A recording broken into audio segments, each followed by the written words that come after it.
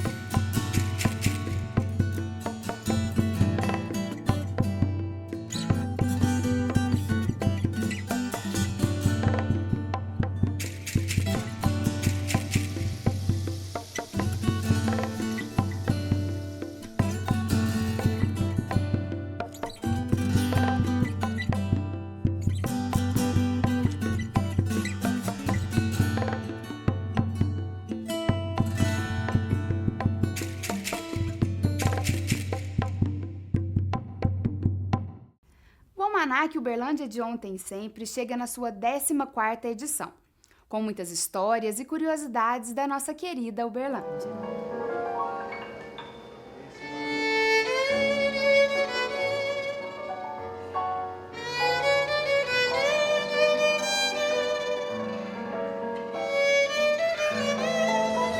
Eu não perdi até hoje nenhum dos lançamentos do Almanac, porque eu tenho tido o prazer de ir nos meus arquivos muitas vezes, pegar material e colocar na mão dos redatores, porque eu tenho muita coisa do passado que está arquivado na minha casa. E as marcas têm um papel fundamental nisso, principalmente marcas igual Guaraná Mineiro, Café Cajubá, empresas com praticamente meio século de história. A diretoria do Cajubá, vindo o tamanho dessa importância, nós mantemos um convênio, uma parceria, vamos dizer assim, com a NOS, que é exatamente um projeto de conteúdo, memórias e história, juntamente com a Close, onde eles fazem essa maravilhosa revista Almanac. Nós acreditamos no projeto desse, apoiamos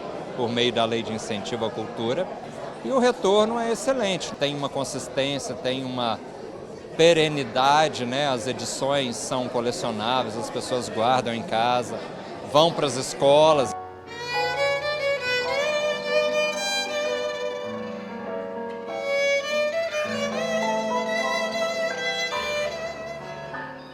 Nós, uberlandenses, temos que valorizar imensamente o Almanac, divulgá-lo e fazer tudo para que quem ainda está dirigindo continue com a mesma têmpera, porque nós não podemos deixar ficar dentro da gaveta aquilo que aconteceu.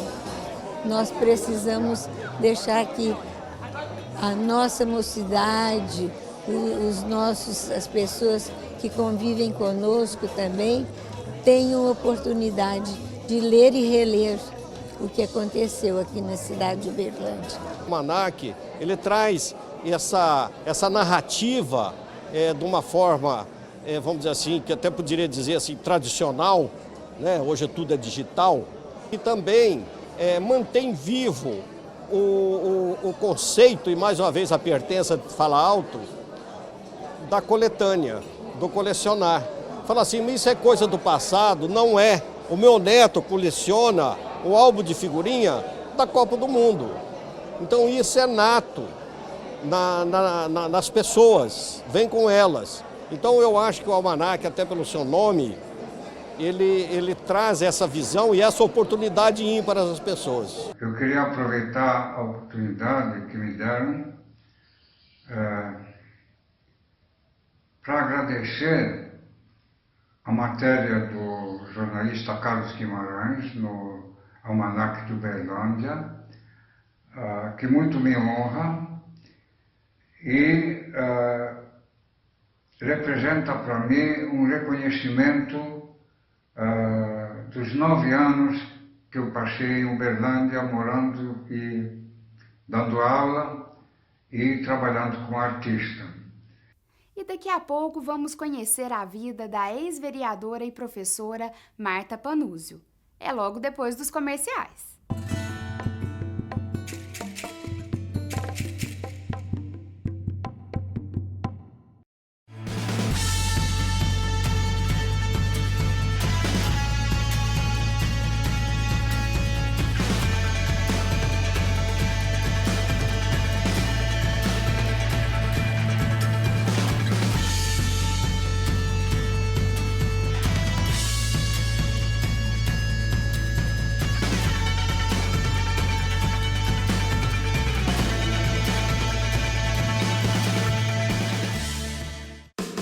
Depois de trabalhar, que bom que é relaxar, curtindo esse sossego. E pra me refrescar, quero saborear o sabor mais brasileiro que há.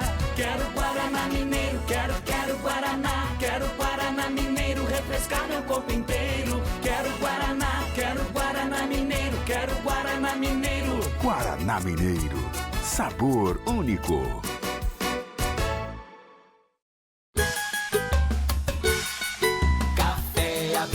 Do Brasil, Cajubá é a melhor opção. A toda hora, em qualquer lugar, Cajubá é a minha paixão. Rende muito mais, o melhor sabor. Aqui tem qualidade com muita tradição. Café tem que ser Cajubá. Esse eu não troco não. Café tem que ser Cajubá.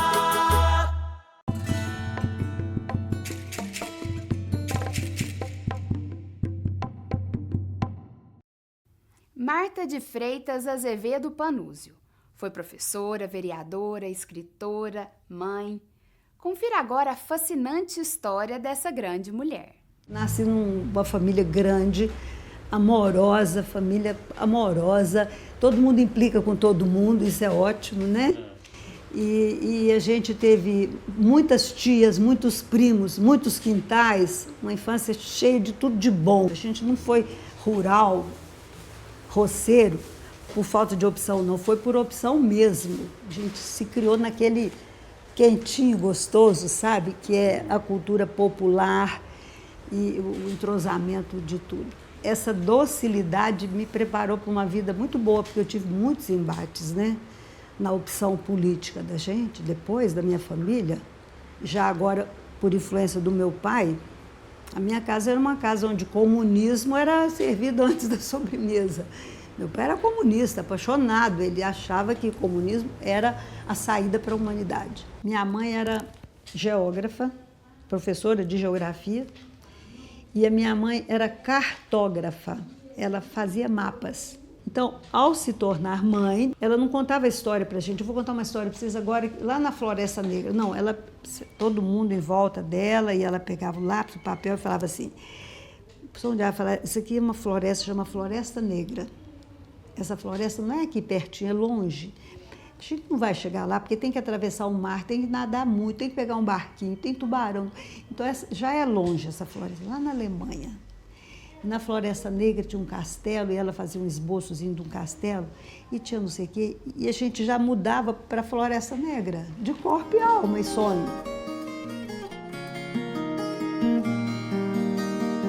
Cinco e 4 irmãos, mas eles eram terríveis para me vigiar, sabe? A donzela do castelo, né?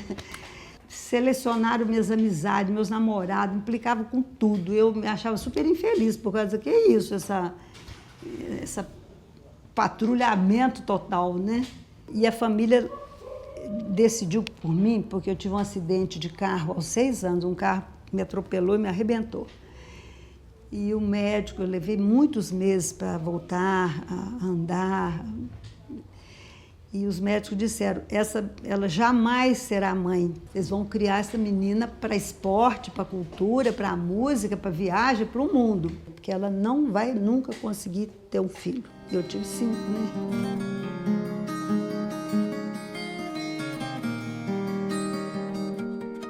E tive uma sorte muito grande de arranjar um marido maravilhoso. Casei em 61, no 4º ano da faculdade eu me casei. Casei, ele era de Sorocaba, mas meu pai não sossegou enquanto não trouxe o genro para cá. Aí eu me formei em letras, vim assumir a profissão de professora de língua portuguesa. Me achava tão dona assim de uma responsabilidade histórica de fazer na minha cidade.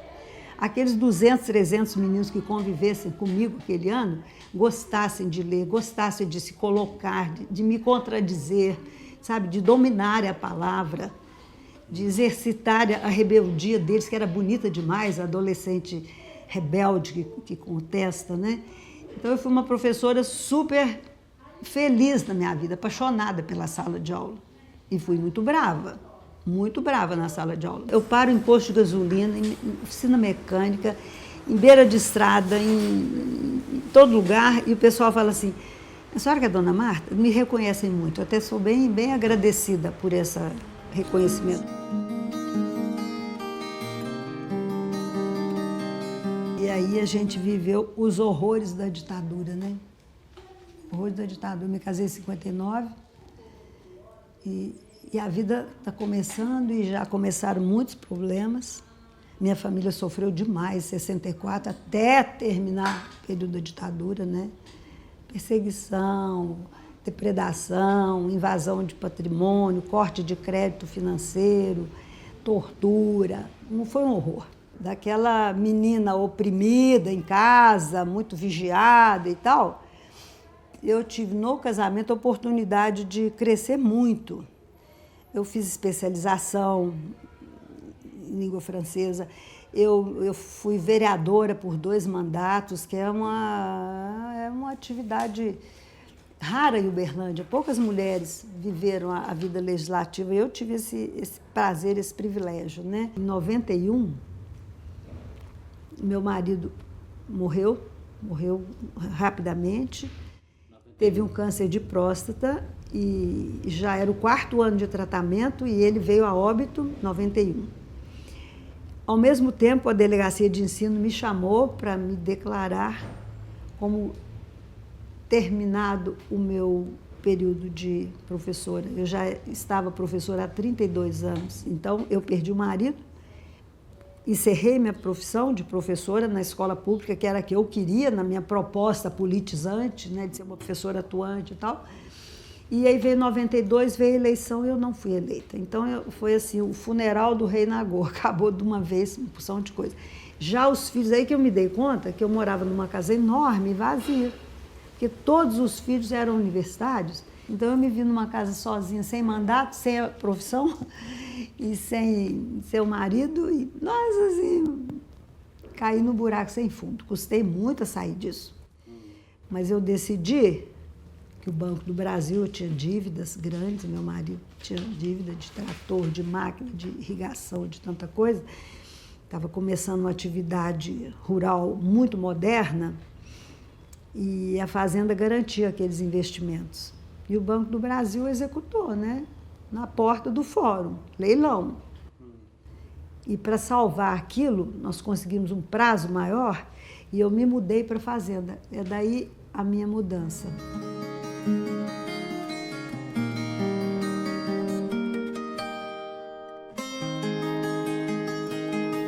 Mas eu gosto de ser essa mulher do campo, roceira. Acho bom. Assim, me cai bem nesse ponto da minha vida, sabe? E a família censura por quê? Porque o roceiro legítimo, quando tem 60 anos, ele vai embora para a cidade correndo. Vai atrás de cardiologista, vai atrás de outras coisas, né? E eu não. Eu tinha 54, eu fiz a viagem inversa, para ser feliz. Eu produzi vários dos meus livros morando lá, né? Eu me sinto absolutamente segura na fazenda, me inspira muito. amo. Se chove, eu vou até tomar chuva, de tanto que eu acho bom. Ai, deixa chover. Eu vibro com a primavera, com o verão, com tudo, é sempre assim. Na plateia, primeira cadeira de pista ali, aplaudindo, eu amo aquilo lá. Então eu tenho me dedicado ao Cerrado, nos últimos 20 anos da minha vida, tudo. Meu livro Era Uma Vez um Rio, é um elogio ao Cerrado. Os Três Capetinhos é um livro urbano, mas Bruxa de Pano é bem rural. Todos os meus livros são bem... Ou é no quintal ou é lá. Também é muito bom valorizar o que é da gente, né?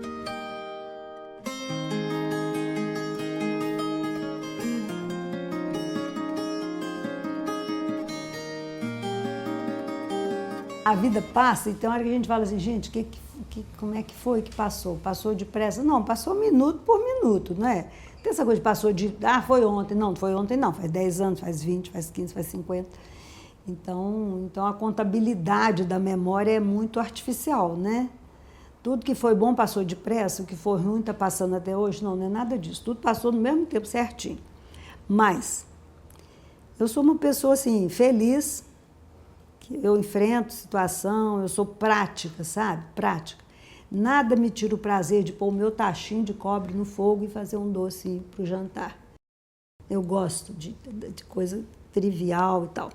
Se a vaca está parindo e não está dando conta, eu vou lá e ajudo a puxar o bezerro. Se eu chegar a tempo, né? Tem que fazer isso mesmo, é a vida. O apresentador Paulo Petri explica o que é o Baú do PH, um quadro que vamos ter sempre por aqui no nosso programa.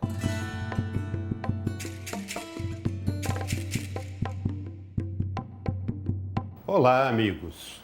Quem me conhece sabe da minha ligação com o meio radiofônico uberlandense de muito tempo. Aliás, a ele dediquei grande parte da minha vida. No rádio, eu fiz praticamente tudo. Tive muitos desafios e aquele que eu mais me lembro, aquele que me recorda mais, era o desafio de fazer transmissões esportivas fora de Uberlândia. A gente dependia muito da telefônica local. Tinha que chegar mais cedo no estádio, procurar o cabo telefônico, fazer a ligação e rezar para que a linha não caísse. Era o termo que a gente usava, que a linha não caísse. Imaginem vocês a dificuldade que foi para a CTBC fazer a ligação na inauguração do Parque do Sabiá, do estádio. Aqui veio jogar a seleção brasileira antes da Copa de 82 e vieram todas as emissoras do Brasil e até algumas do exterior.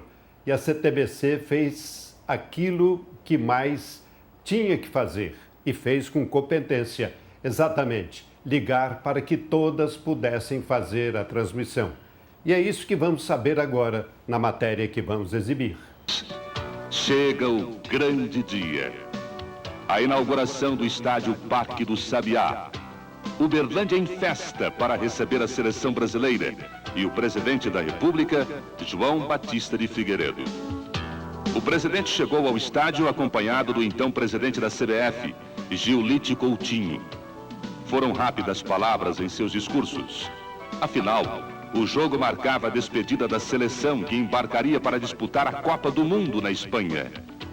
Figueiredo despediu-se de 1 a 1, de todos os membros da comissão técnica e dos jogadores. Tirou uma foto histórica com todos os profissionais da seleção brasileira e foi efetivamente conhecer o grande estádio. Encontrou o calor humano do torcedor e um clima de festa.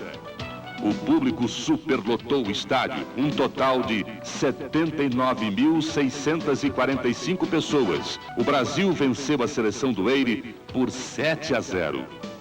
O estádio Parque do Sabiá voltou a recepcionar a seleção em mais 2 oportunidades. Contra o Paraguai, 0 a 0. E contra o Chile, quando venceu por 2 a 1. Não saia daí. Daqui a pouco tem Celso Machado entrevistando a uberlandina Adriana Souza, no Prosa Mansa.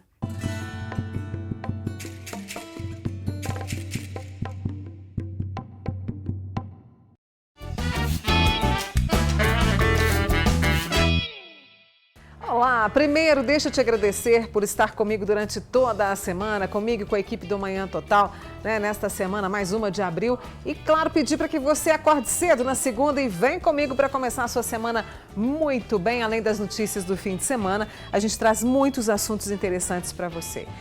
A vida da gente é como se fosse um livro, né? Termina um capítulo, o que a gente precisa fazer? A gente precisa virar a página. Mas por que a gente fica agarrado, às vezes, e não consegue virar a página, né? O que isso atrapalha? Ao vivo, vou conversar com uma especialista sobre isso. Começa na segunda também a campanha de vacinação contra a gripe, todas as informações. E a gente traz uma técnica nova, chamada de hipopressão. E ela promete fortalecer o abdômen, reduzir algumas medidas. Vamos entender melhor? Tá combinado. Segunda, às 7 da manhã, aqui na TV Paranaíba.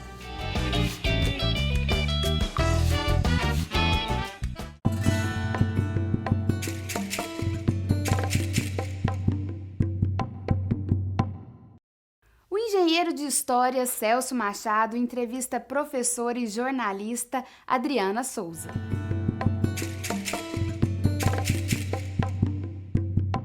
Olá, casa nova, quadro novo. O Papo Gerais vira prosa mansa.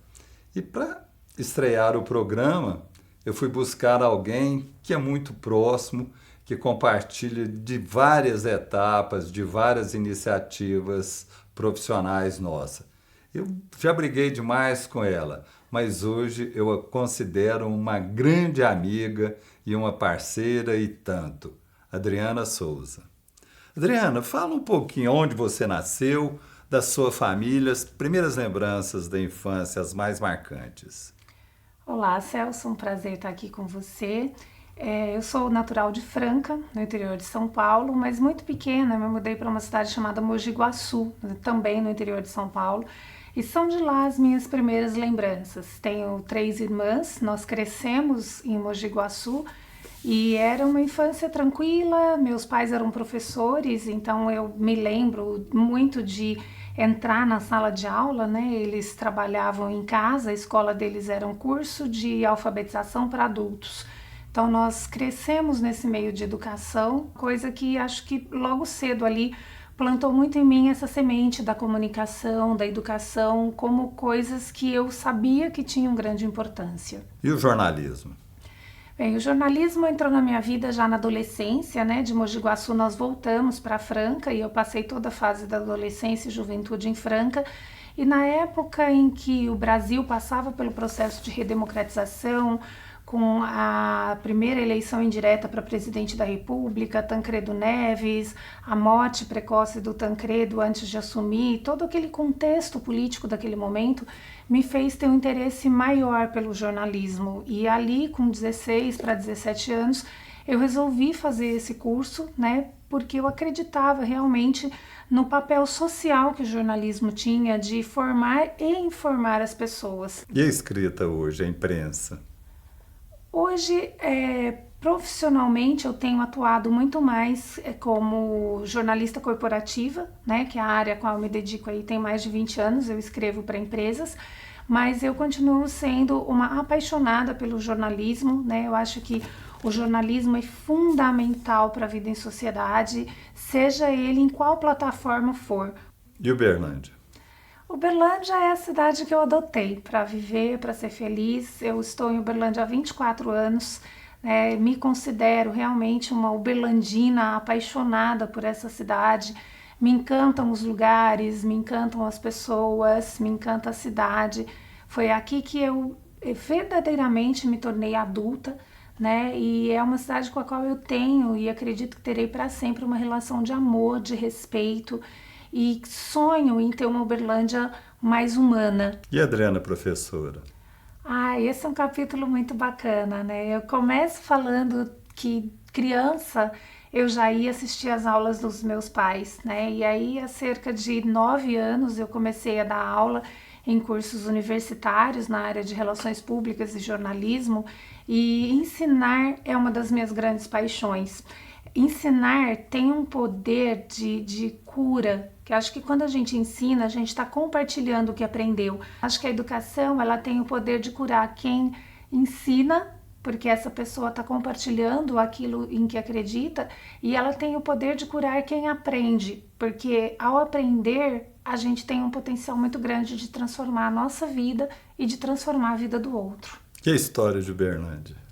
A história de Uberlândia é algo que acabou fazendo parte da minha história, né? Durante aí vários anos eu estive envolvida no projeto do Museu Virtual Uberlândia de Ontem e Sempre, e eu aprendi muito sobre a história de Uberlândia. Uberlândia é uma cidade empreendedora, é uma cidade onde o seu povo dá as mãos para resolver grandes problemas que a cidade teve, tem, e eu acredito que no futuro os uberlandenses conseguirão ainda caminhar juntos, né? E é muito gostoso ouvir pessoas que ajudaram a fazer coisas grandiosas, né? São lições de vida que nos chegam do passado e que a gente não pode ignorar. E uma mensagem de despedida?